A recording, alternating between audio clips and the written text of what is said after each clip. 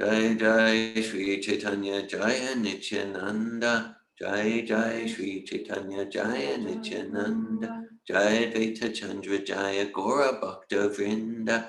Jai Advaita Chandra Jaya Gora Bhakta Vrinda. Jai Jai Shri Chaitanya Jaya Nityananda. Jai Jai Shri Chaitanya Jaya Nityananda. Jai Advaita Chandra Jaya Gora Bhakta Vrinda. Jai Advaita Chandra Jai Gora Bhakta Vrinda. Jai Jai Shri Chaitanya Jaya Nityananda. Jai Jai Shri Chaitanya Jaya Nityananda. Jai Advaita Chandra Jai Gora Bhakta Vrinda. Jai Advaita Chandra Jai Gora Bhakta Vrinda. Om Ganatimirandasya Gananjana Shalakaya Chakshurunmilitam Yena Tasmai Shri Gurave Namaha. Jai Shri Krishna Chaitanya Prabhu Nityananda Shri Advaita Gadadara Shri Vasadi Gaura Bhakta Vrinda. Hare Krishna Krishna Krishna Hare Hare, Hare Rama Rama Rama Hare Hare. Nama Om Vishnu Padaya Krishna Prastaya Bhutale Srimate Bhakti Vedanta Swami Niti Namine. Namaste Sarasvati Devi Gravani Pracharine. Nirvishesha Shunyavadi Paschatya Desha Tarine. Vande Shri Krishna Chaitanya Nityananda Sahodidao Vadudaya Pushpavan Tao Chitrail Sundal Tamonudao. I offer my respectful obeisances unto Sri Chaitanya Mahaprabhu and Lord Nityananda, who are just like the sun and the moon. They have arisen simultaneously on the horizon of Gauda to dissipate the darkness in this age of Kali and to wonderfully bestow benediction upon all. Panchatattvat makam Krishnam bhakta rupa svarupakam.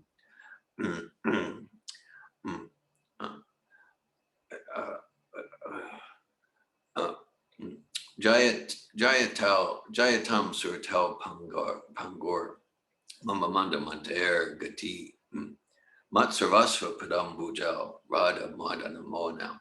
Glory to the all-merciful Radha and Madan Mohan. I am lame and ill-advised, yet they are my directors, and their lotus feet are everything to me.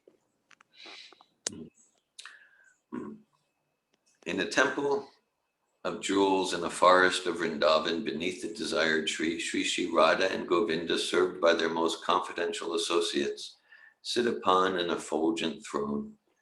I offer my respectful obeisances unto them.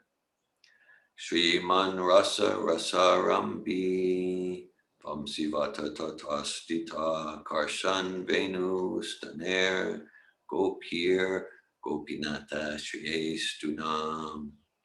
Sri Srila Gopinath, who is the originator of the mellows of the rasa dance, stands on the shores of Vamsivat. Stands on the shores of Vamsivat and attracts the attention of all the cowherd damsels of Rajabhumi with the sound of his celebrated flute. May they all confer upon us their benediction.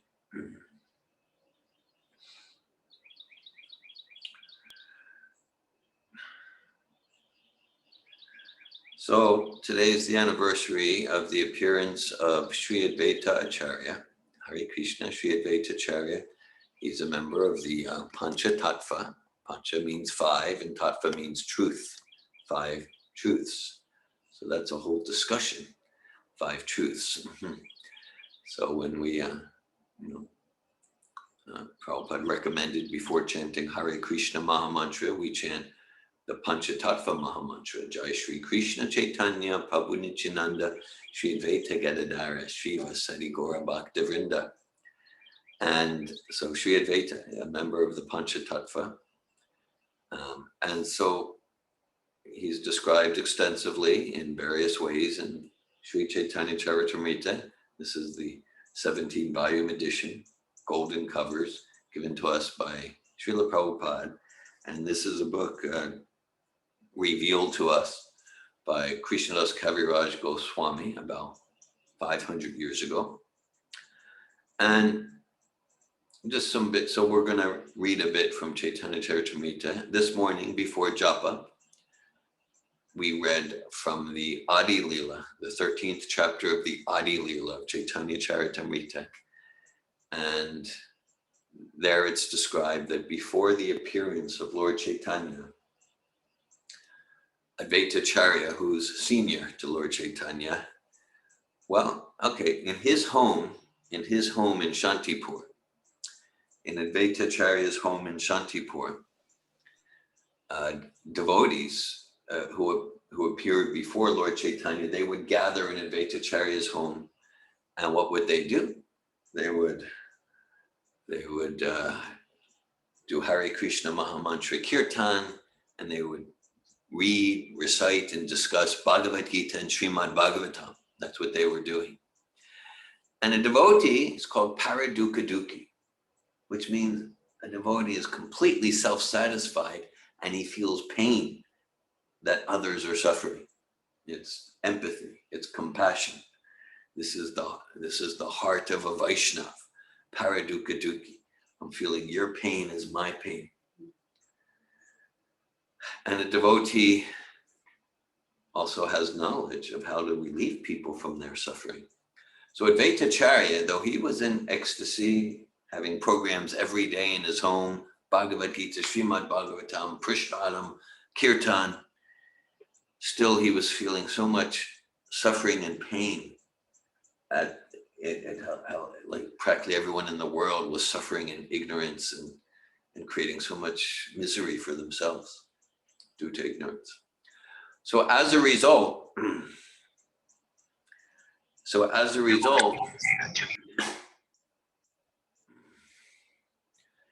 he went into a meditation, and in a tender mood of devotion, Advaita Acharya, he worshipped Krishna with Ganges water and tulasi leaves. He worshipped Krishna simply with Ganges water and tulasi leaves. And he prayed to Krishna. He said, the only way the suffering of this world can be relieved is if you yourself appear. And that inspired and invoked the appearance of Sri Chaitanya Mahaprabhu a little bit later. Okay, so in one sense, this whole movement, this whole Hare Krishna movement, it's inspired and inaugurated by Sri Advaita Acharya. So every day is a wonderful day to remember Sri Advaita Acharya. And today's a special day when his blessings and his grace, yes, his blessings and his grace are especially present and powerful and available for us to receive and share. So today's a special day to remember Sri Advaita Acharya. And so again, after Mangalarti, before Japa, we read from Chaitanya Charitamrita, and we'll continue now to read. I'll do something about this book, Chaitanya Charitamrita. It's like Bhagavad Gita is like the basic study, and Srimad Bhagavatam is the graduate study, and Chaitanya Charitamrita is like the postgraduate study of devotional life. So there's a sweet, wonderful, powerful mixture of philosophy and pastimes in Chaitanya Charitamrita, like there is in Srimad Bhagavatam. And just a bit about the structure of the book. So it's Prabhupada gave it to us in 17 volumes. And so there's the Adi Lila, beginning, Madhya-lila, middle, and Ansha-lila, end. And the first chapter in the Adi Lila, the first 14 verses, the first 14 verses are like the seed verses. They're the invocation verses. They're the seed verses. And they give in seed, essential compact form, the entire philosophy of Achintya Bheda Bheda Tattva. And there are verses there directly about Sri Advaita Acharya. We could read them and study them. We're not going to go there right now, not directly. Then the next 12 chapters, they expand on the philosophy from those first 14 verses. They expand on the philosophy from those first 14 verses. So the first 12 chapters, they're like the philosophical foundation, expanding on those first 14 verses.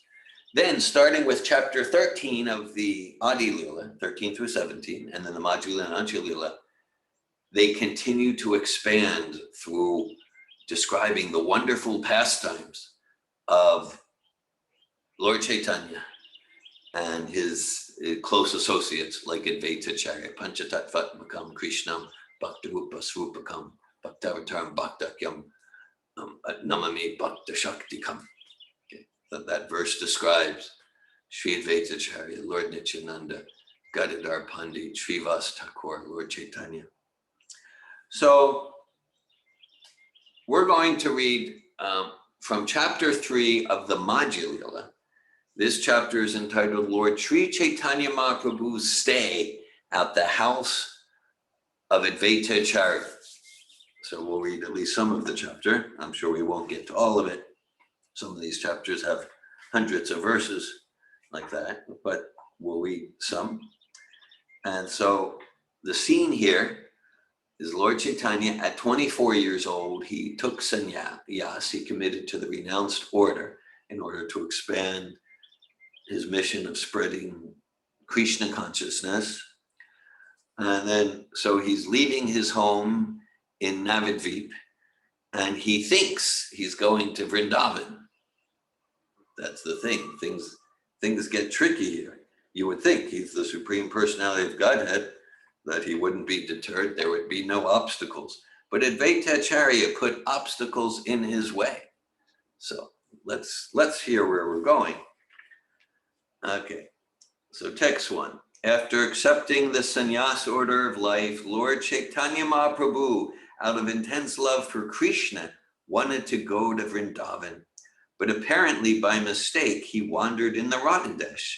Later, he arrived at Shantipur and enjoyed himself there with his devotees. I offer my respectful obeisances to Sri Chaitanya Mahaprabhu. So Krishnadas Kaviraj Goswami is giving a sort of summary in that first verse. Then he goes on, Jai Jai Sri Chaitanya Jaya Nityananda Jai Vaita Chandra Jaya Gora Bhakta Vrinda. All glories to Sri Chaitanya Mahaprabhu. All glories to Nityananda. All glories to Advaita Prabhu.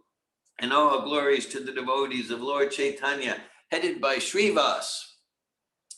Chabi Shabbat Sara Shesha Ye Maghamaz Tara Shukla Pakshe Prabhu Karila Sanyas. At the end of his 24th year in the month of Magha, Sri Chaitanya Mahaprabhu accepted the sannyas order during the waxing period of the moon. Sannyasa Kari Prema Veshicha Lila Vrindavana Radhadeshe Tina Dina Karila Brahmana. After accepting the sannyas order, Chaitanya Mahaprabhu, out of intense love for Krishna, started for Vrindavan. However, he mistakenly wandered about in a trance continuously for 3 days in the tract of land known as Radhadesh. Passing through the tract of land known as Radhadesh, Sri Chaitanya Mahaprabhu recited the following verse in ecstasy. So as Lord Chaitanya is going along, he recited the following verse. This is from Srimad Bhagavatam, Canto 11, Chapter 23, Text 58.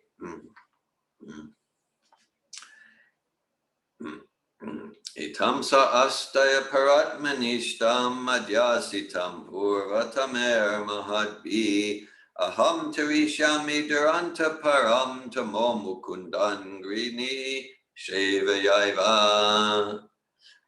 As a Brahmin, again, this is from the 11th canto of Srimad Bhagavatam. As a Brahmin from Avanti Desh said, I shall cross over the insurmountable ocean of nescience by being firmly fixed in the service of the lotus feet of Krishna. This was approved by the previous acharyas who were fixed in firm devotion to the Lord, Paramatma, the Supreme Personality of Godhead. So there's many purports. We might read some of the purports. We won't read all the purports of these verses. But I will say, when Prabhupada gave sannyas initiation, he always emphasized this verse. He always emphasized this verse. I'll read it again. Etam sastaya paratmanishtam madhyasitam purva tamer mahadpiya ham tarishami duranta param tamo mukundangri nishevayaiva. As a Brahmin from Avanti Desh said, I shall cross over the insurmountable ocean of nations by being firmly fixed in the service of the lotus feet of Krishna. This was approved by the previous acharyas who were fixed in firm devotion to the Lord, Paramatma, the Supreme Personality of Godhead. Continuing on in Chaitanya Charitamrita, text 7, Prabhu kahe sadhue bhikshura vachana mukunda sevana vrata koila nirdarana. Sri Chaitanya Mahaprabhu approved the purport of this verse on account of the determination of the mendicant devotee to engage in the service of Lord Mukunda. He gave his approval of this verse, indicating that it was very good. The real purpose of accepting sannyas is to dedicate oneself to the service of Mukunda. By serving Mukunda, one can actually be liberated from the bondage of material existence. And in the purport, Srila Prabhupada writes, in this connection, Srila Bhaktivinoda Thakur says that Sri Chaitanya Mahaprabhu accepted the sannyas order and recommended the determination of the Avantipur Bhikshu to engage in the service of Mukunda.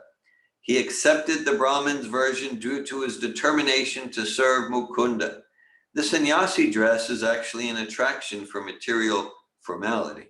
Sri Chaitanya Mahaprabhu did not like such formality, but he wanted the essence of it, service to Mukunda. Such determination in any condition is paratmanishta. That is required. The conclusion is that the sannyas order depends not on the dress, but the determination to serve Mukunda. So this obviously is a very crucial point. But sannyas, in one sense, means like renunciation. But essentially, it's not about giving up. It's about service. Sannyasa is sometimes seen. Mukunda is a name for Krishna. Mukunda is a name for Krishna that means one who gives liberation. The giver of liberation, that's Mukunda. It's a name for Krishna. And so sometimes sannyas is like, oh, you give up family. Actually, the essential conception of sannyas is not giving up family. It's expanding conception of family. Oh, these are the people I especially care about. So genuine sannyas means I'm expanding my conception of family to beyond the biological connection. And to like, yes, I'm caring about all humanity, all species, not just humanity. That's the real conception of sannyas, not giving up, but expanding the conception of family. Text 9, chapter 3, Madhya-lila, Chaitanya Charitamrita. Sevesha koila ebe vrindavana giya Krishna nishevanakari nibrite vasya.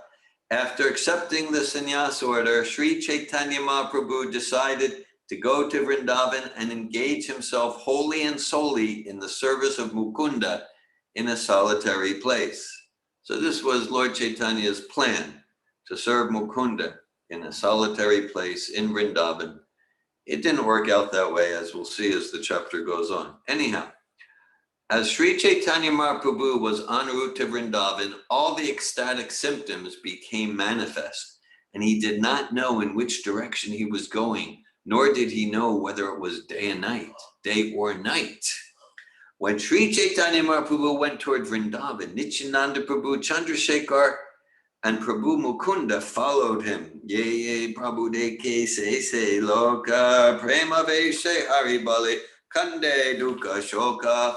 When Sri Chaitanya Mahaprabhu passed through the Radha Desh, whoever saw him in ecstasy exclaimed, Hari, Hari, As they chanted this with the Lord, all the unhappiness of material existence diminished. All the cowherd boys who saw Sri Chaitanya Mahaprabhu passing joined with him and began to shout loudly, Hari, Hari. When he heard all the cowherd boys also chanting, Hari, Hari, Sri Chaitanya Mahaprabhu was very pleased. He approached them, put his hand on their heads and said, go on chanting like that. Sri Chaitanya Mahaprabhu thus blessed them all, saying that they were all fortunate. In this way, he praised them and he felt very successful because they chanted the holy name of Lord Hari. Calling all the boys in confidence and telling a reasonable story, Nityananda Prabhu instructed them as follows. So if we just focus in here on what's happening. So Lord Chaitanya is in ecstasy, and everyone who sees him, they get, it's a contagious ecstasy, and he's wandering and chanting, absorbed in the mood of the Avanti Brahman service to Mukunda, Sri Krishna. But now Krishna's Kaviraj describing like another part of the scene. So Nityananda, he calls the boys, and he said, he calling all the boys in confidence and telling a reasonable story. Nityananda Prabhu instructed them as follows. If Sri Chaitanya Mahaprabhu asks you about the path to Vrindavan, please show him the path on the bank of the Ganges instead. We can all guess what his, so he's basically guiding them to misdirect Lord Chaitanya. When the cowherd boys were questioned by Lord Chaitanya Mahaprabhu about the path to Vrindavan, the boys showed him the path on the bank of the Ganges, and the Lord went that way in ecstasy. So he figured he could trust the cowherd boys for directions, but anyhow, Acharya Ratnaire Kehe Nityananda Goswami Shigra Yaha Tumi Advaita Acarya Ratani. As the Lord proceeded along the bank of the Ganges, Sri Nityananda Prabhu requested Acharya Ratna, Chandrasekhar Acharya, to go immediately to the house of Advaita Acharya. Prabhu laye yaba ami tanhara mandire savadane rahena yena nokalana tire. Sri Nityananda Goswami told him, I shall take Sri Chaitanya Mahaprabhu to the bank of the Ganges at Shantipur, and Advaita Acharya should carefully stay there on shore with a boat. After that, Nityananda Prabhu continued, I shall go to Advaita Acharya's house, and you should go to Navadvip and return with Mother Sachi and all the other devotees. After sending Acharya Ratna to the house of Advaita Acharya, Sri Nityananda Prabhu went before Lord Chaitanya Mahaprabhu and gave notice of his coming. Sri Chaitanya Mahaprabhu was in ecstasy, and he asked where Nityananda Prabhu was going. Nityananda replied that he was going with him toward Vrindavan. So all sorts of transcendental trickery happening here. Prabhu kahe katta dore ache Vrindavana tenho kahena kara e yamuna darashana. When the Lord asked Nityananda Prabhu how far it was to Vrindavan, Nityananda replied, just see, here is the river Yamuna. Itabaliya nilatanre ganga sanidane aveshe prabhura hoila gangare yamuna gyane. Saying this, Nityananda Prabhu took Chaitanya Mahaprabhu near the Ganges, and the Lord, in his ecstasy, accepted the river Ganges as the river Yamuna. The Lord said, oh, what good fortune! Now I have seen the river Yamuna. Thus thinking the Ganges to be the river Yamuna, Chaitanya Mahaprabhu began to offer prayers to it. And then he recites a prayer by Kavi Karnapur. O river Yamuna, you are the blissful spiritual water that gives love to the son of Nanda Maharaj. You are the same as the water of the spiritual world, for you can vanquish all our offenses and the sinful reactions incurred in life. You are the creator of all auspicious things for the world. O daughter of the sun god, kindly purify us by your pious activities. Etabali namaskari koila ganga snana ekakopina nahi dvitiya paridana. After reciting this mantra, Sri Chaitanya Mahaprabhu offered obeisances and took his bath in the Ganges. At that time, he had on only one piece of underwear, for there was no second garment. While Sri Chaitanya Mahaprabhu was standing there without a second garment, Sri Advaita Acharya arrived on a boat, bringing with him new underwear and external garments. When Advaita Acharya arrived, he stood before the Lord and offered his obeisances. After seeing him, the Lord began to wonder about the entire situation. Because Lord Chaitanya thinks he's looking for Vrindavan, and there's Advaita Acharya.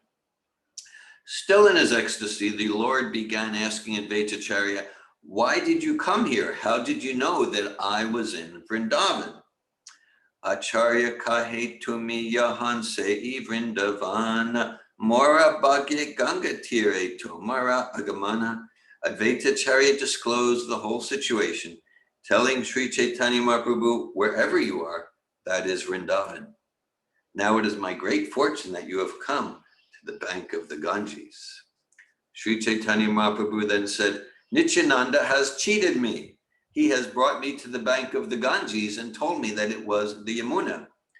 When Sri Chaitanya Mahaprabhu accused Nityananda of cheating him, Sri Advaita Acharya said, whatever Nityananda Prabhu has told you is not false. You have indeed just now taken your bath in the river Yamuna. Advaita Acharya then explained that at that spot, both the Ganges and Yamuna flow together. On the western side was the Yamuna, and on the eastern side was the Ganges. Paschima dare Yamuna vahe tahan koile snan, arja kopina chadi shushka kara paridan. Advaita Acharya then suggested that since Chaitanya Mahaprabhu had taken his bath in the river Yamuna and his underwear was now wet, the Lord should change his underwear for dry garments. Advaita Acharya said, you have been fasting continuously for 3 days in your ecstasy of love for Krishna. I therefore invite you to my home where you may kindly take your alms. Come with me to my residence. Advaita Prabhu continued, at my home, I have just cooked 1 palmful of rice. The vegetables are always very simple. There is no luxurious cooking, simply a little liquid vegetable and spinach. Saying this, Sri Advaita Acharya took the Lord into the boat and brought the Lord to his residence. There, Advaita Acharya washed the feet of the Lord and was consequently very happy within. So, kind of like the next episode in the trickery, because Lord Chaitanya taking sannyas, and like it's supposed to be a part of the vow of austerity is to not eat voraciously and luxuriantly. So Advaita Acharya is saying, no, it's just very like maybe a few grains of rice and some boiled vegetables like that. As we'll see, it didn't turn out that way. Pratame Pakakarya Chena Acharyani Vishnu Samarpana Koila Acharya Apani. All the eatables were first cooked by the wife of Advaita Acharya. Then Srila Advaita Acharya personally offered everything to Lord Vishnu. Yes. So in the purport, so the verse talks about Sitapati.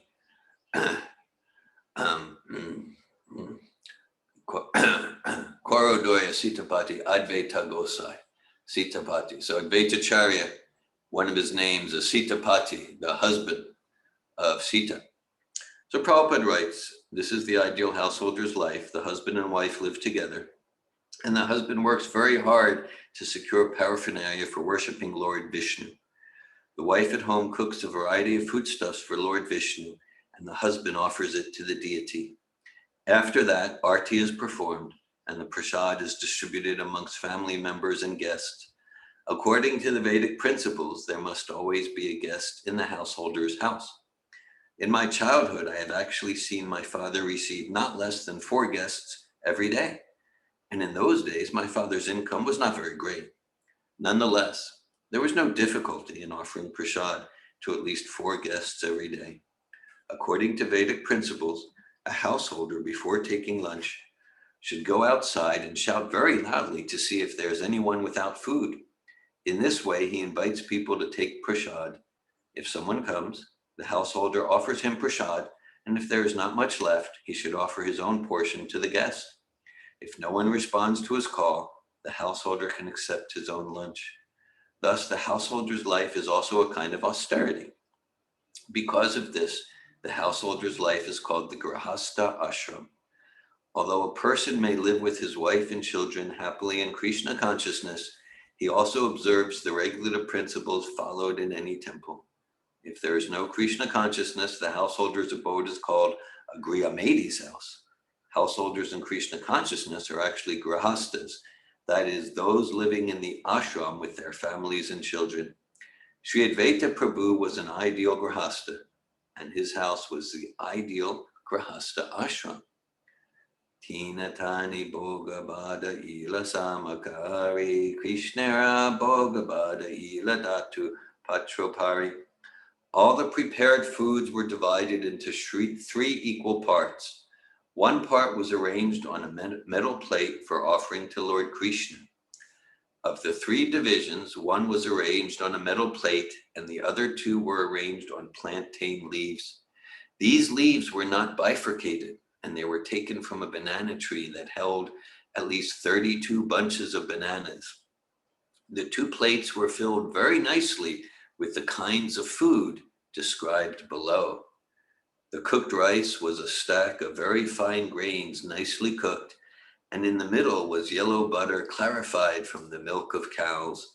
Surrounding the stack of rice were pots made of the skins of banana trees, and in these pots were varieties of vegetables and mung dal.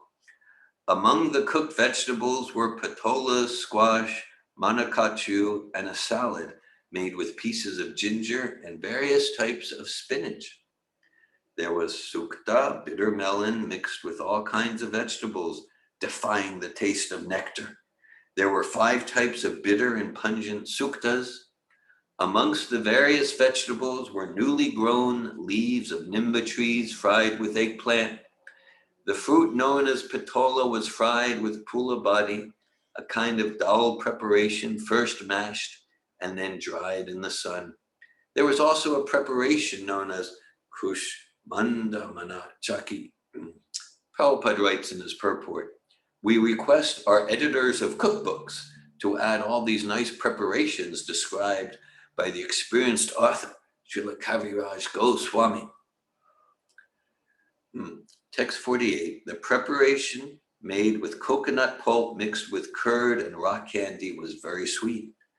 There was a curry made of banana flowers and squash boiled in milk, all in great quantity. There were small cakes in sweet and sour sauce and 5 or 6 kinds of sour preparations. All the vegetables were so made that everyone present could take prasad. There were soft cakes made with mung dal, soft cakes made with ripe bananas, and soft cakes made with urd dal. There were various kinds of sweetmeats and condensed milk mixed with rice cakes, a coconut preparation, and every kind of cake desirable. All the vegetables were served in pots made of banana leaves taken from trees producing at least 32 bunches of bananas. These pots were very strong and big and did not tilt or totter. All around the 3 eating places were 100 pots filled with various kinds of vegetables. Along with the various vegetables was sweet rice mixed with ghee. This was kept in new earthen pots. Earthen pots filled with highly condensed milk were placed in 3 places. Besides the other preparations, there were chipped rice made with milk and mixed with bananas, and white squash boiled in milk. Indeed, it is not possible to describe all the preparations that were made. Dui Pashi Devila Saba Mikundi Gabari Chanpakala Dadi Sandesh Kahite Na Pari. In 2 places, there were earthen pots filled with another preparation made with yogurt, sandesh, a sweetmeat made with curd and banana. I am unable to describe it all. Upon the stack of boiled rice and all the vegetables were flowers of the tulasi tree. There were also pots filled with scented rosewater. There were 3 sitting places where soft cloths were placed. Thus Lord Krishna was offered all the foodstuff, and the Lord took it very pleasantly. It is the system after offering food to perform Bhoga Arti. Advaita Prabhu asked the 2 brothers, Lord Chaitanya Mahaprabhu and Nityananda Prabhu, to come see the Arti. The two lords and all others present went to see the Arti ceremony. After Arti was performed for the deities in the temple, Lord Krishna was made to lie down to rest. Advaita Acharya then came out to submit something to Lord Chaitanya Mahaprabhu. Sri Advaita Prabhu said, so we get here a taste, a flavor of the relationship between Advaita Acharya and Lord Chaitanya. So importantly, so Vaishnavism, Bhakti Yoga, it's relentlessly personal. So it's not that, well, okay, well, right now I like eating, but when I become enlightened, then there's no eating. No, there's spiritual eating, there's spiritual relation. So the ultimate here is not some void. It's not the undifferentiated white light devoid of diversity.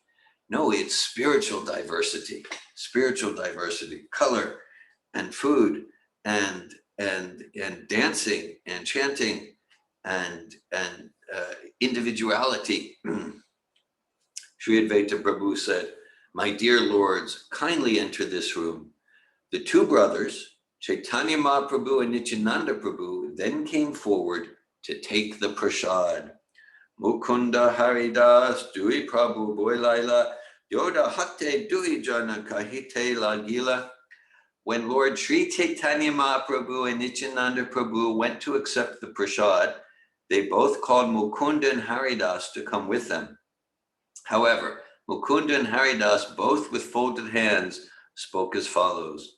When Mukunda was called for, he submitted, my dear sir, I have something to do that is not yet finished.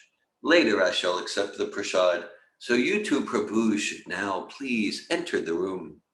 Haridas Thakur said, I am the most sinful and lowest among men. Later I shall eat 1 palmful of prasad while waiting outside.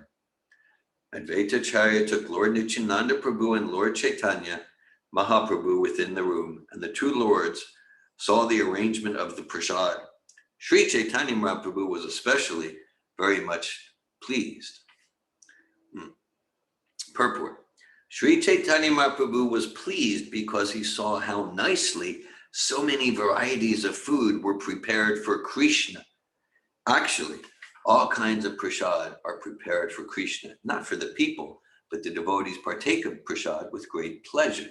Aiche ane ye Krishna ke kariya bojana janme janme shire daron tanhara charana. Sri Chaitanya Mahaprabhu approved of all the methods employed in cooking and offering food to Krishna. Indeed, he was so pleased that he said, frankly, I will personally take the lotus feet of anyone who can offer Krishna such nice food and place those lotus feet on my head birth after birth. So in offering food with devotion according to proper standards, we please Krishna so much, such a vital aspect of Bhakti Yoga. Patram pushpam palam toyam yo me bhaktya prayachati tadaham bhakti parinam ashramini prayatatmanaha. Krishna says, if one offers me with love and devotion a fruit, a flower, a leaf, or some water, I will accept it. So it's not that Krishna needs the food. He is wanting our loving mood of offering, though. When Sri Chaitanya Mahaprabhu entered the room, he saw 3 divisions of food, and he knew that all of these were meant for Krishna. However, he did not understand the intentions of Advaita Acharya. Sri Chaitanya Mahaprabhu said, let us sit down in these 3 places and we shall take prasad. However, Advaita Acharya said, I shall distribute the prasad. Sri Chaitanya Mahaprabhu thought that all 3 servings were meant for distribution. Ladini's not surprised. Okay, we're talking about prasad. Sri Chaitanya, well, it's a pass from Advaita Acharya. Today is the appearance day of Sri Advaita Acharya. What can we do? Sri Chaitanya Mahaprabhu thought that all 3 servings were meant for distribution. Therefore, he asked for another 2 banana leaves, saying, "Let us have a very little quantity of vegetable and rice." Advaita Acharya said, "Just sit down here on these seats." Catching their hands, he sat them both down. Sri Chaitanya Mahaprabhu said, "It is not proper for a sannyasi to eat such a variety of foodstuff. If he does, how can he control his senses?" When Sri Chaitanya Mahaprabhu did not accept the food that had already been served, Advaita Acharya said, "Please give up your concealment. I know what you are, and I know the confidential meaning of your accepting the sannyas order." Advaita Acharya thus requested Sri Chaitanya Mahaprabhu to eat and give up juggling words. The Lord replied, "I certainly cannot eat so much food. Acharya bale akka pate karaha ahara yadi kaite na para pate rahibeka ara."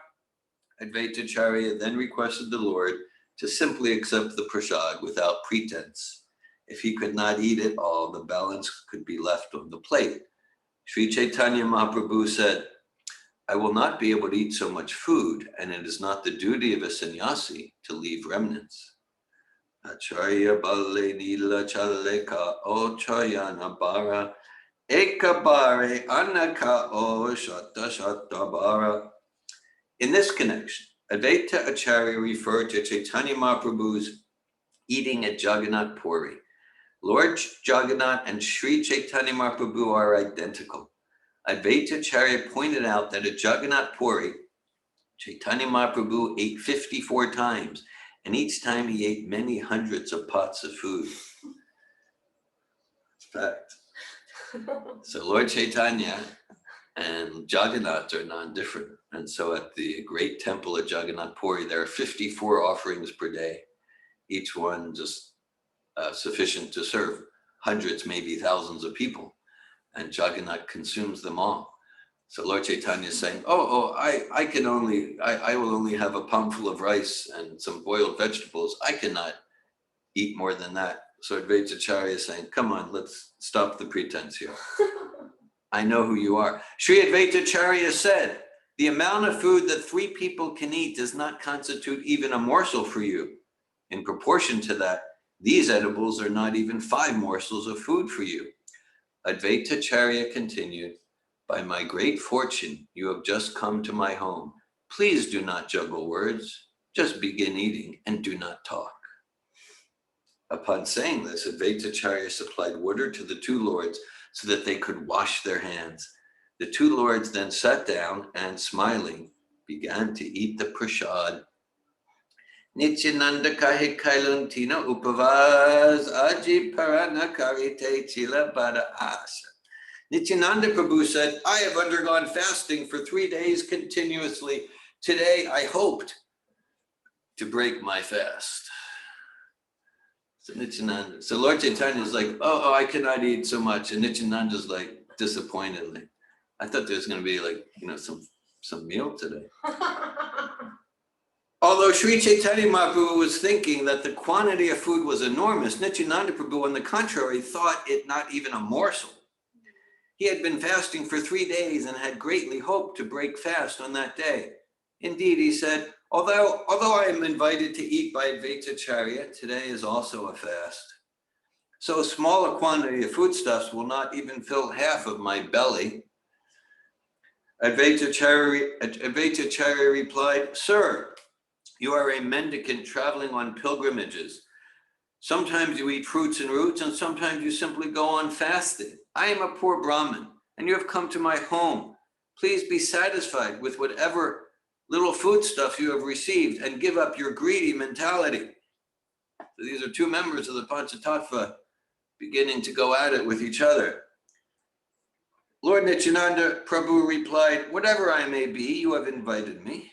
Therefore, you must supply me as much as I want to eat. His Divine Grace Advaita Acharya, after hearing the statement of Nityananda Prabhu, took the opportunity presented by the joking words and spoke to him as follows.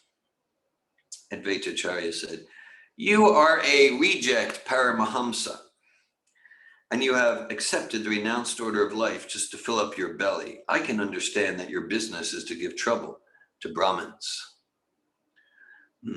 Tumi kete paradasha vishamanera ana amitaha kanapaba daridra brahmana. Advaita Acharya accused Nityananda Prabhu saying, you can eat 10 to 20 manas of rice. I'm a poor Brahmin. How shall I get so much rice? And Prabhupada comments, a mana is a measurement containing about 4 kilos. Okay, so just to get some quantitative conception, Advaita Acharya said you can eat 10 to 20 manas. So that's 40 to 80 kilos. Okay, right, so it'd be like 170 pounds. Just, yes. Whatever you have, though it be a palmful of rice, please eat it and get up. Don't show your madness and strew the remnants of food here and there. In this way, Nityananda Prabhu and Lord Chaitanya Mahaprabhu ate and talked with Advaita Acharya jokingly. After eating half of each vegetable preparation given to him, Sri Chaitanya Mahaprabhu abandoned it and went on to the next. As soon as half of the vegetable in the pot was finished, Advaita Acharya filled it up again. In this way, as the Lord finished half of a preparation, Advaita Acharya again and again filled it up. After filling a pot with vegetables, Advaita Acharya requested them to eat more, and Chaitanya Mahaprabhu said, how much more can I go on eating? Advaita Acharya said, please do not give up whatever I have already given you. Now, whatever I am giving, you may eat half and leave half. So he said, yeah, just eat half. just eat half. But then every time he eats half, he fills up the bowl. And then you go, well, I can't eat more. Well, just eat half. So there's like, this is going on. In this way, by submitting various humble requests, Advaita Acharya made Sri Chaitanya Mahaprabhu and Lord Nityananda eat. Thus, Chaitanya Mahaprabhu fulfilled all the desires of Advaita Acharya. Nityananda kahe amara petana barila lana yahatara anakichuna kaila. Again, Nityananda Prabhu jokingly said, my belly is not yet filled up. Please take away your foodstuff. I have not taken the least of it.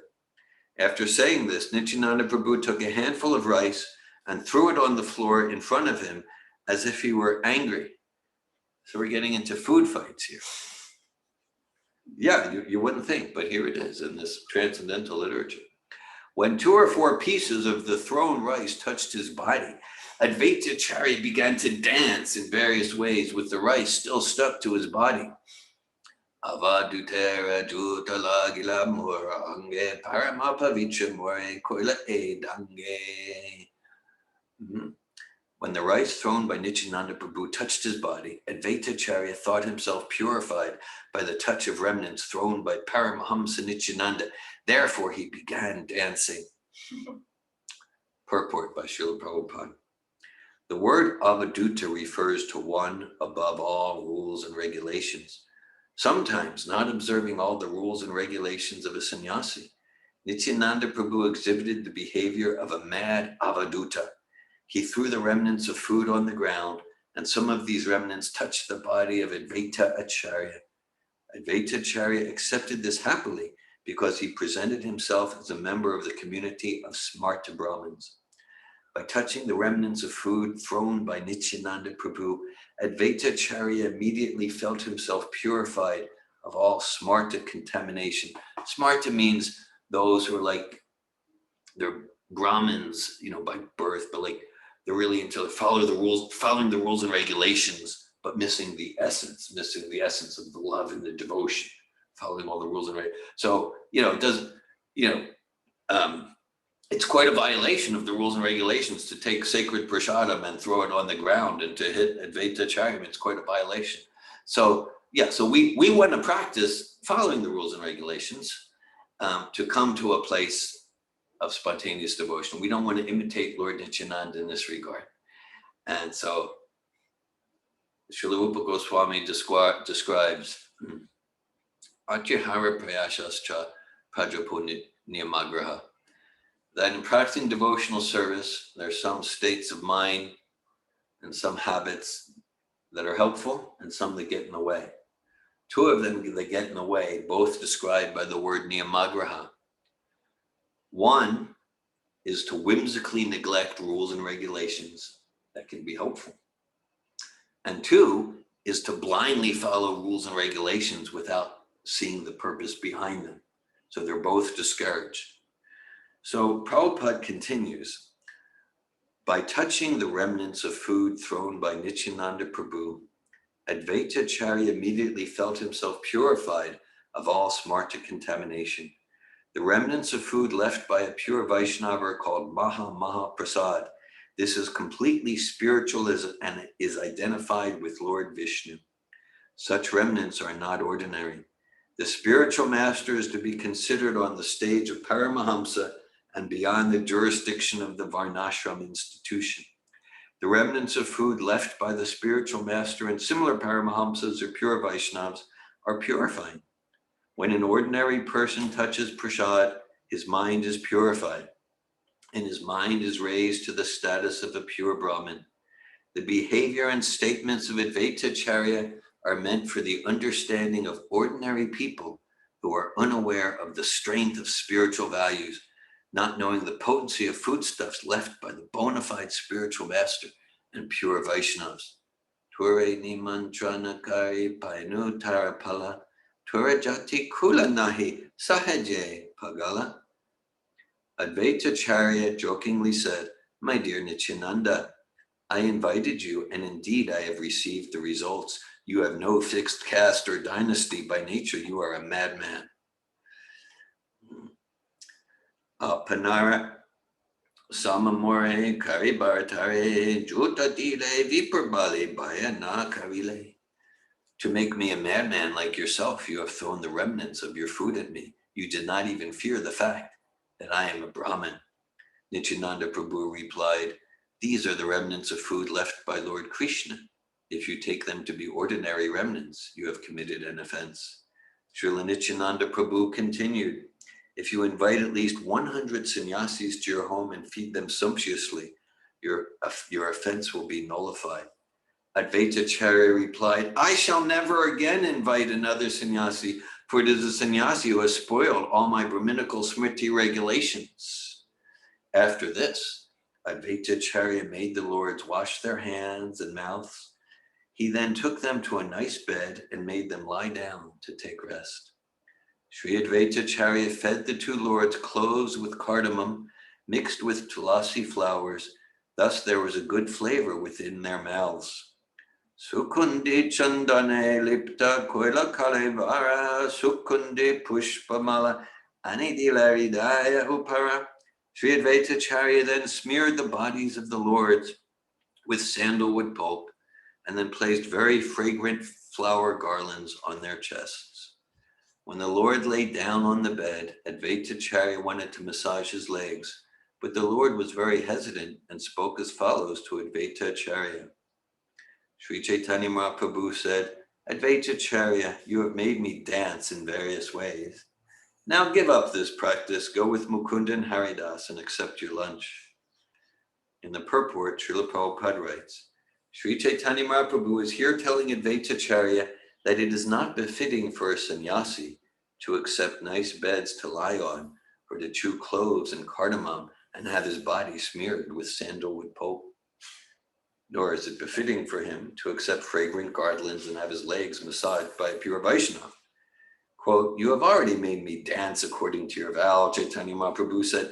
Now please stop it. You can go and take your lunch with Mukunda and Haridas. Tabeta Acharya Sange Lana Dui Jane Karila Ichaya Bojana Ye Achila Mane. Thereupon Advaita Acharya took prasad with Mukunda and Haridas, and they all wholeheartedly ate as much as they desired. Shantipurera Loka Shunni Prabhura Agamana Dekite Oila Loka Prabhura Charana. When the people of Shantipur heard that Lord Sri Chaitanya Mahaprabhu was staying there, they all immediately came to see his lotus feet. Sri Advaita Acharya Prabhu Ki Jai. Hare Krishna. The chapter goes on quite a bit to further ecstatic pastimes. We'll pause there. If anyone at this time would like to ask any questions or share any comments.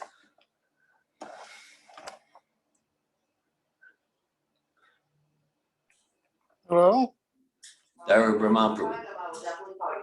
Yeah, it was about the earlier when you were talking about the verse. So when Prabhupada said during the sannyas celebration, he would talk about that verse. But my understanding, and I just wanted to have it confirmed or not, is he actually gave them that verse, almost like a Brahmin gets Brahminical verses. Yeah. That is another verse that a Swami is supposed to chant. But is that your understanding or not? Yeah, that what you just said is consistent with my understanding. Yes, Prabhupada didn't just quote that verse. He gave that, just like when Lord Chaitanya took sannyas, he took that verse to heart. And when he wandered around, it doesn't smell or feel oily. When he wandered around, he chanted that verse, etam saaste parat manishtam, like that. So yeah, what you said, that's good.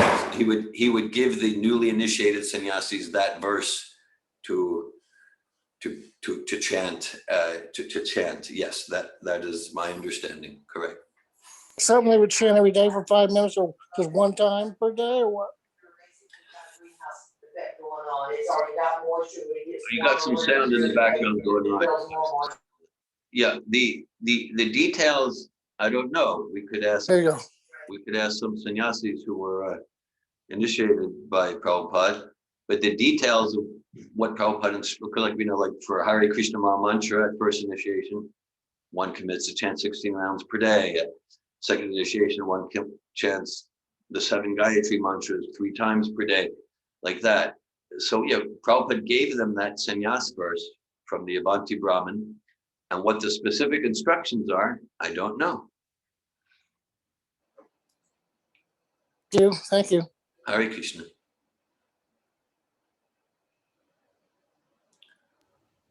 Anandini. Hare Krishna. Hare Krishna. Thank you. I am very inspired about Sri Advaita and the meaning of his appearance, or like at the celebration today. So I liked your definition of sannyasi. Yeah. It's not about giving up family, it's about extending family and seeing everyone as part of God's family, Krishna's family. Yeah. So I just wanted to comment on that. Thanks for sharing that. Yeah, that's the end. So if someone, a real sannyas, apart from the externals, if someone has a conception of really serving and supporting everyone as their family, as we're all children of God, not just humans, but other species too, then that such a spirit soul, even though they may be in the middle of household life and business and children and so many things, but that they are more of a sannyas than someone who might have the externals but has a sectarian conception, my group or my friends, in a sectarian way. So, and then like in the first, Prabhupada quotes a lot the first verse of the 6th chapter of Bhagavad Gita, and where Krishna talks about sannyas, and Krishna said, yes, sannyas is, Krishna and Prabhupada talk about the essence of sannyas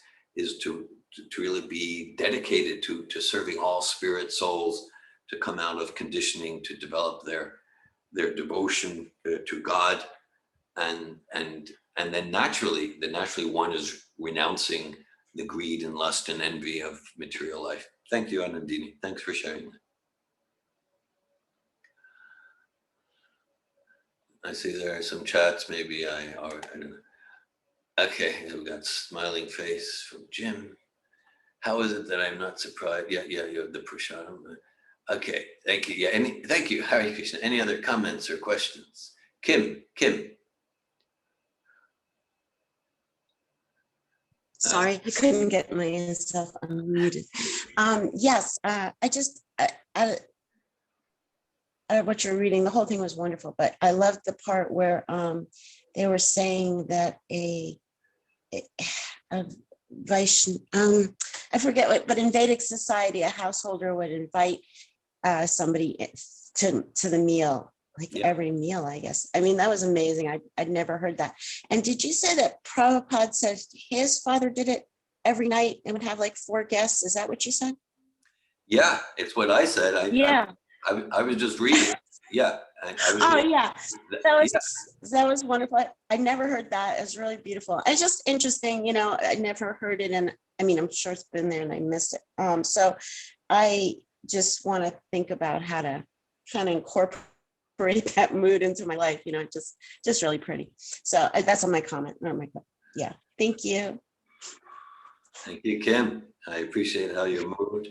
Yeah, Prabhupada shares that's his memory of childhood. He said, like, each day there would never be less than 4 guests, and his father would do that, and yeah, calling out. And so this is the true grahastam, because Prabhupada makes that distinction in that purport between griyamedi and grahasta.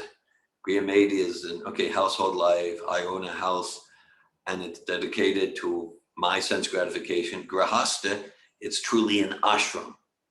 That this family, these relationships, this house, the vehicles, the animals, they belong to Krishna. They belong to Sri Chaitanya Mahaprabhu, and I'm here to distribute prasad. I'm here to distribute prasad, and the household ready to give his own portion. So that's the austerity of grahasta life. Yes, to go out and to call. Is anyone hungry? Would anyone like prasad? And to be very sincere about it. So, we might not follow that exactly. The principle though, to consume nothing but prasadam, and to be dedicated to distributing prasadam, distributing the holy name, kirtan japa, distributing Prabhupada's books, and distributing prasad. These are key elements of bhakti yoga. Malini. I just wanted to comment on that aspect that Kim just shared, because on the psychological level, it seems that when Grihasta do have guests, it helps their relationship.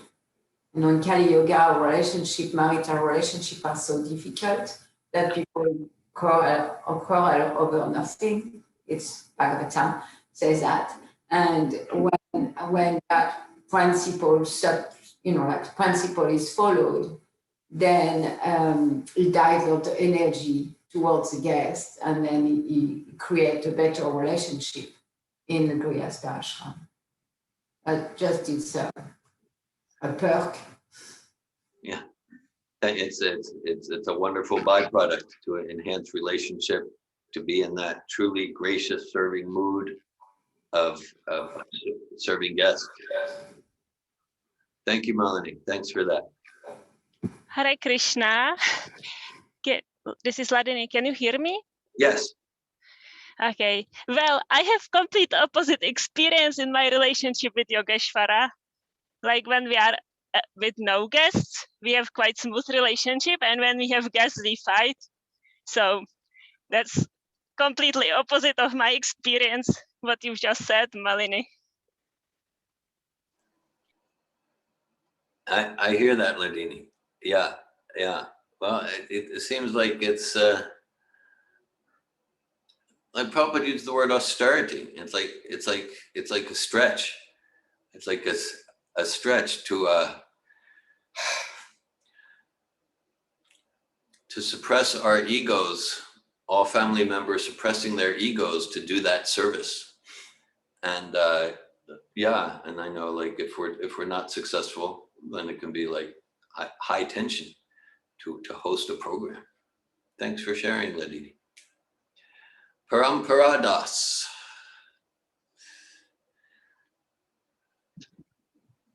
Hare Krishna. Can you hear me? Yes. Okay. But there's always an exception to the rule, so perhaps Ladini Shakti is the exception. But yeah, I've the experience also that householders, I think I've heard it with others too. I think generally speaking that we get stuck in our own little bubbles, and then whenever there's a guest comes or have to entertain someone, then it kind of breaks out of the bubble and kind of gives some fresh energy to like direct service to and things like that. And I think it's hosting guests obviously now with the pandemic, it's much different and all that kind of stuff. But even generally, there's a trend towards like not hosting guests, you know, in society, and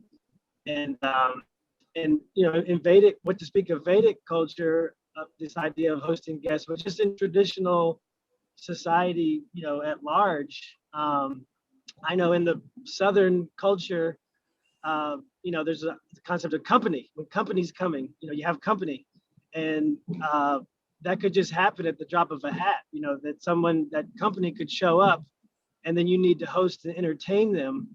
And there would even be part of the culture to have some food set aside that's only for company. That's just ready. Maybe it's like some kind of pastry or sweet or something like that. That you know you don't touch. No, don't mess with that food. That's for company. You know, that's for in case company shows up. That's not for you. Or there's even like good pillows or something. Like, that's not for you. That's for company. You know, they kind of set some things aside, you know, for guests.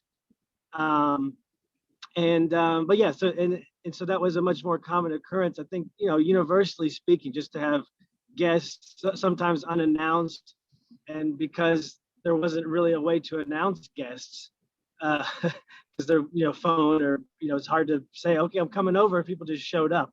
You know, you just drive over and show up. I know my dad would speak about that with his parents, that, you know, people would just show up, and then they would just stay, you know, out late, you know, talking on the porch or talking outside and hosting guests and stuff like that. And so spontaneous like that. So anyway, that's something I've thought about as a, you know, nice ideal, or, you know, definitely to have the culture with a that's already prepared. It's available to just kind of hand out. You know, it could be something simple. But anyway, that's what I want to share. Hare Krishna. Hare Krishna, Prabhu. Thanks for sharing. And that culture of just showing up, that was very alive and well in the Arab villages. I mean, certainly hundreds and hundreds of years ago, but when I was residing in Arab villages in North Israel in the late 80s, early 90s, that was very much the culture.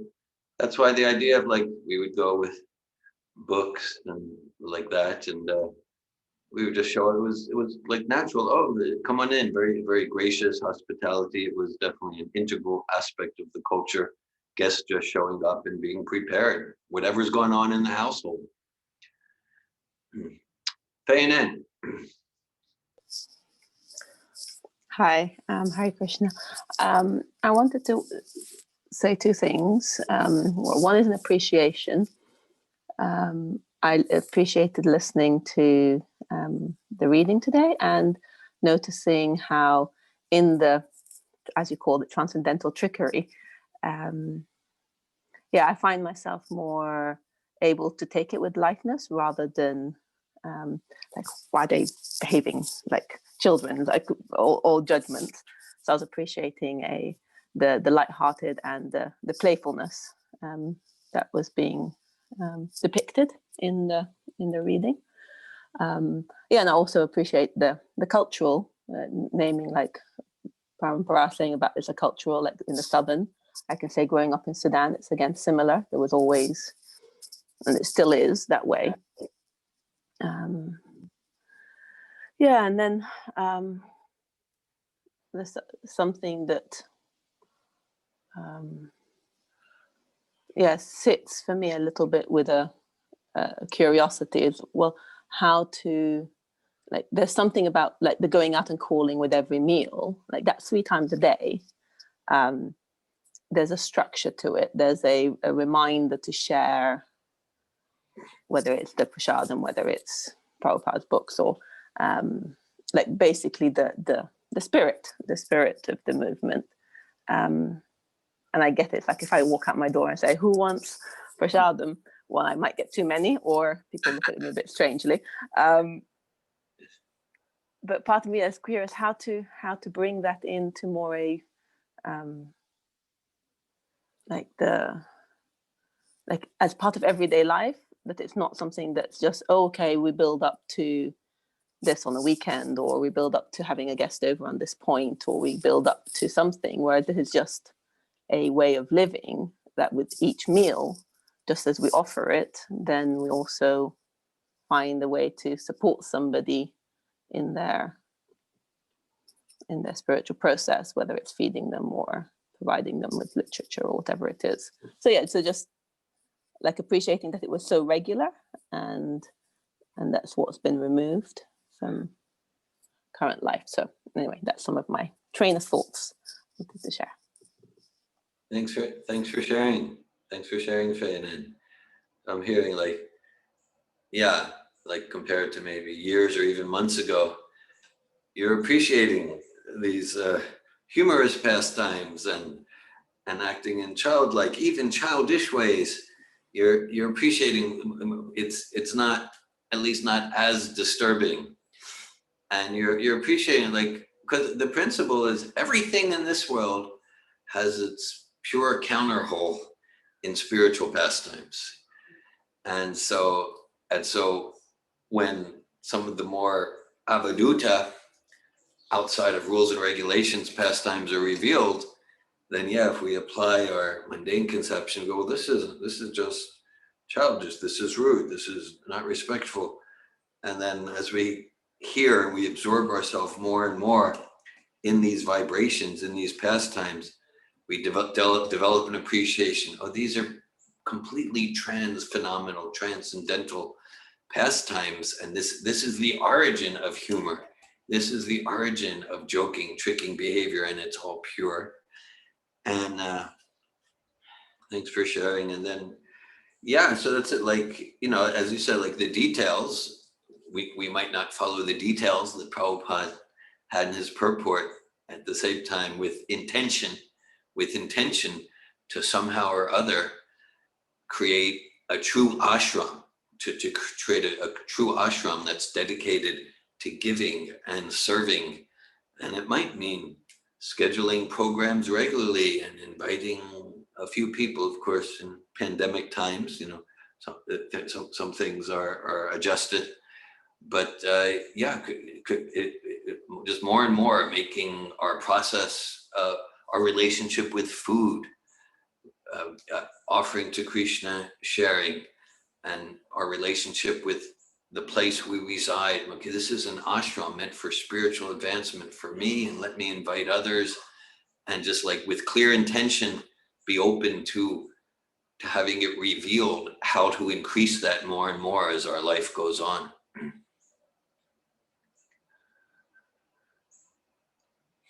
Thank you, Faina. Bhakta George. Hare Krishna. I very much resonate with Anandini's or Ladini's sharing rather, regarding the having people over. And I was very much appreciating just kind of what Fayanan said about like how nuanced the relationships are, even, even transcendental relationships where Shri Advaita is calling Shri Nityananda a reject and he's throwing rice at him. Like it's like I just had the preconception, I guess, of what it looks like to be a pure devotee and like having some kind of, I don't know, some type of, so I very much resonate with that. And then Lakshmi Priya and I were just sitting and talking about, this is so amazing to be able to, host people 3 times a day and go on Harinam Sankirtan and, do our 16 rounds and take second initiation, and you're doing the Gayatri mantra 3 times a day. But it's like it just seems difficult with my mundane conception of how to do things to be able to do all that and have some kind of income to survive in Kali Yuga. It just seems like that's what I keep trying to figure out with my personal life right now. It's like, how do I do this service of work and not let it be like the overwhelming consuming thing of the day, and have like, how do I dovetail that in a way that puts all these things at the forefront? It just seems challenging, because it almost feels like a full-time service to host people, and like we were saying, like clean the house and all these things just take time, energy, and effort. So it's it's like, how do you get a passive income source or something to be able to kind of be able to really be focused in? So that's just kind of what I was sitting with, or I guess both of us were sitting with right now. Hare Krishna. Thank you, Bhakti George. Thanks for sharing. Yeah, when we, at the beginning of the class, we talked about before the appearance of Lord Chaitanya, Advaita Acarya was gathering with other Vaishnavas in his home, and every day, kirtan, discussing Bhagavad Gita, Srimad Bhagavatam. And related to what you say, Krishna says in Bhagavad Gita, Yogi nam api sarvesham madgaten antaratmana. He says, Suchinam Srimadham Gehe Yoga Bhashtra Vijayate. He says, yeah, that like if one is pious or one doesn't quite complete their Krishna consciousness, they might take birth in a wealthy family. Now, of course, we know in this day and age, most wealthy people, they use their wealth in a way to forget God, and it becomes decadent. But the idea, when Krishna says that in Bhagavad Gita, take birth in a wealthy family, that the idea is, okay, we don't need to worry about what I need to do to pay the bills, and there's ample time for the real purpose of life, Shravanam Kirtanam, and I'll say that, Joy, you're doing that, because like right now here we are on a Thursday morning, 9:15 a.m. and I think most dental interns aren't discussing Chaitanya Charitamrita. Maybe they're reading a dental journal, or they're whatever, looking at the stock market or whatever. So you are carving out time. And Srila Prabhupada and Lord Chaitanya and Sri Advaita Acarya, they're seeing the desire in your heart to want to carve out more time,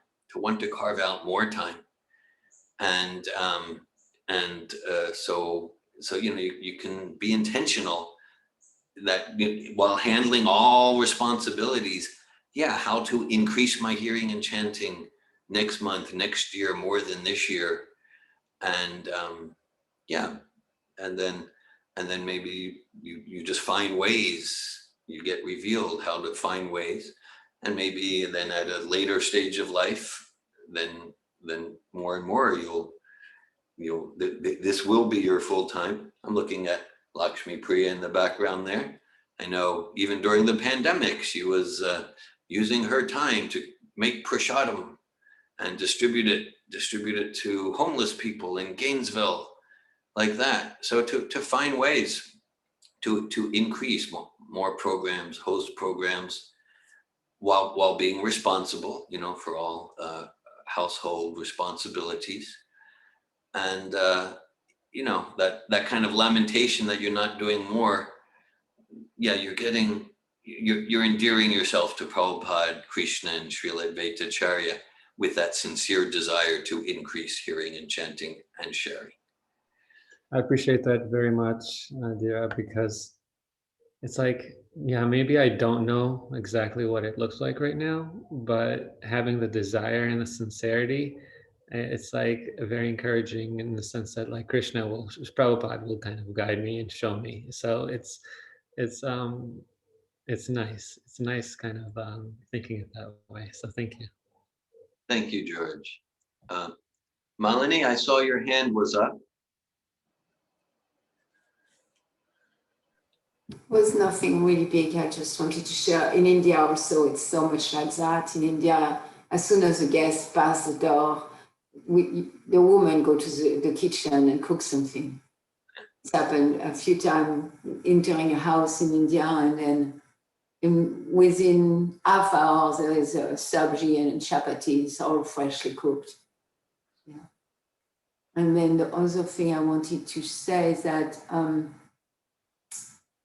during the pandemic, what I'm thinking I'm doing, but right now I don't have the material, but is to have a packed prasadam, like things that are in packages that people will not be worried about.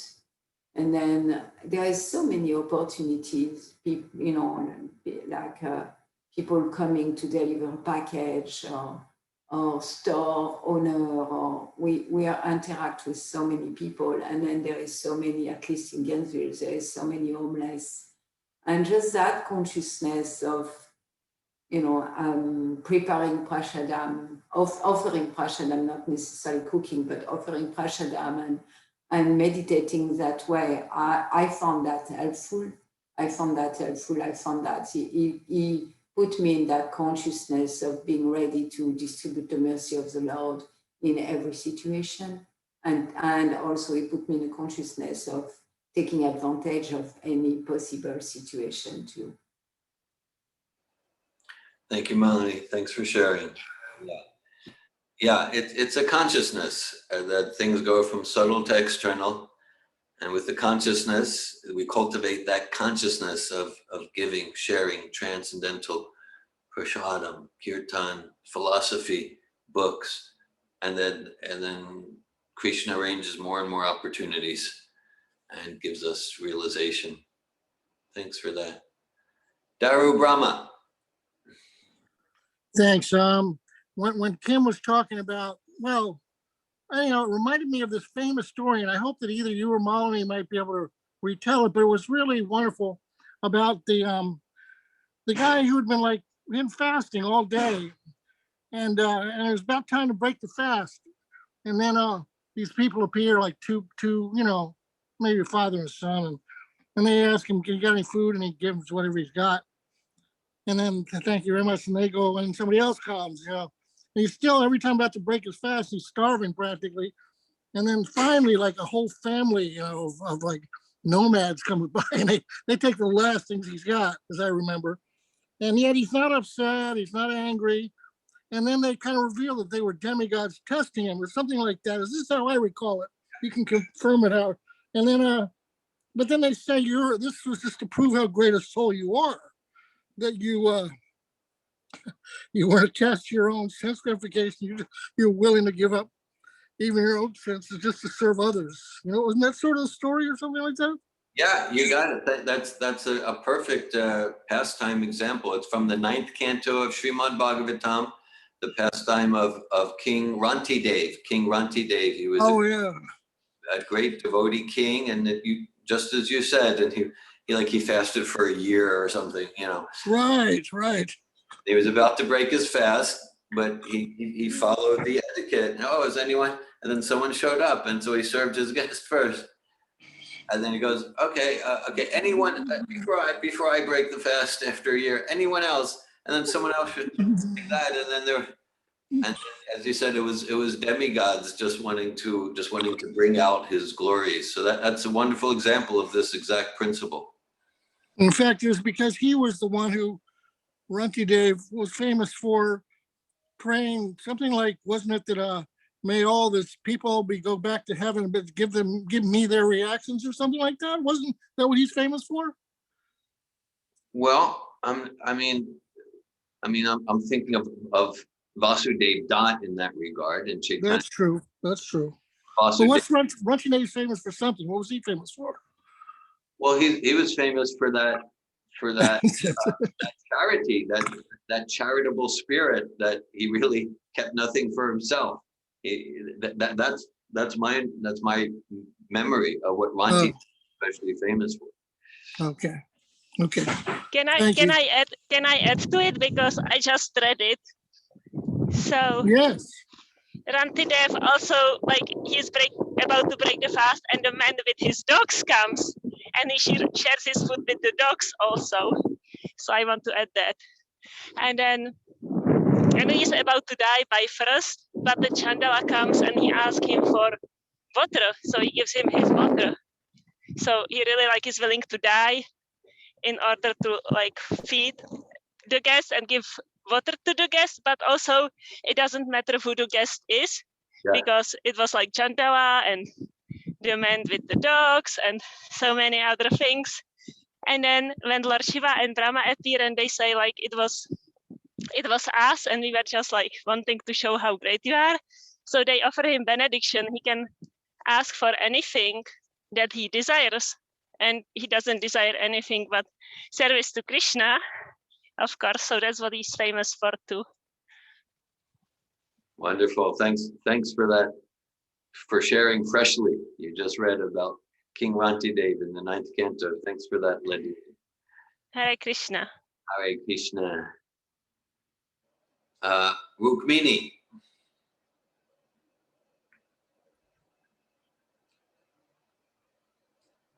Rukmini, I can see your hands raised. If not, then Parampara, Prabhu.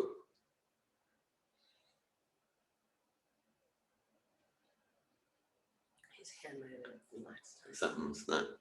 You're both on mute. Rukmini. Sorry. Yeah, I forgot to unmute. Okay. So there is this king, can't remember his name, but maybe it's in the background of my memory. So that the story that he was also another demigod showed up as a test, that he was requested to give part of his body, maybe his hand even, and the weight of the pigeon. And the pigeon kind of the pigeon kind of grew and grew and grew. And do you remember what I'm talking? The context? Yes, yes, yeah. I'm forgetting the name, but I remember that pastime. Yes. Yeah, similar to show the Charity. the charitable, magnanimous spirit of these devotees. Thank you, Rukmini. Thanks. Pramparat, you were on mute. Yeah, sorry, I was having trouble with my phone, but I wanted to share when George was sharing about, it kind of maybe brought me back again. I'm sharing about the good old days that I don't even remember, but I just know about, and because when he was sharing about, it seems impossible to do all these things, in the modern context. And I think, practically speaking, I think it is, in the way that, society is, at least the direction it's moving in, the direction that it already is. And just thinking about, for example, like there needs to be some kind of reconfiguring or reordering. And if we just keep going along with the way that society is going, then it is impossible. And it kind of needs some like conscious, reorganizing and redirecting, like, and just some practical things are like, there's not any like distinctions between time or day, with like commerce and business and things like that. Now things are available 24 hours a day, 7 days a week. There used to be at least some separation, the weekends or Sunday, like the mail didn't run on Sunday, or, people had Sunday off. Now you can get anything you want on Sunday, the same as, or they used to like not sell alcohol on Sundays, things like that, where it's just now there's just no distinctions. And even like the creation of like the 9 to 5 workday. I mean, that was kind of a demonic, just you have to work that long. I guess before it was actually longer than that. But anyway, but even that's kind of gone away. 9 to 5, people work, work long hours, 16 hours a day, 18 hours a day, whatever like that. And so there used to be, and so just to kind of go back, for example, like in my dad's time, what he would tell me about is like on Wednesday afternoons, all the businesses would close on Wednesday afternoons early, like 2 or 3 in the afternoon. And that was just part of the culture. And part of that was like, I think, to go to church on Wednesday evenings and stuff like that. And of course, Sundays, businesses were closed, and, the Saturday, the weekends. So there was things that used to be in place, and we're kind of moving beyond that, not making any distinctions between time or day or this day or that day, holiday, whether it's Christmas Day, don't spend time with your family, just go watch a movie and go shopping on Christmas Day. Thanksgiving, have your Thanksgiving meal and just go shopping and spend a bunch of money. And holidays are just meant for, the only reason why they have holidays is so that you don't work, so you can go spend your money. Because if people are always working, they don't have time to spend their money. So you need to give them a day off so they can go spend their money. So anyway, this is like the direction of the society. So I think it is impossible really to live a devotional life if you go along with the way that the society is going, and it takes some conscious reordering and redirecting. Like, I'm not going to start work until after I go to Bhagavatam class. I'll start work later, and things like that. Thank you, Prabhu. Thanks. Yes. The the current of Kali Yuga is taking us further and further from Dharma, but not even to speak of transcendental Sanatana Dharma, but just basic sattvic Dharma structures.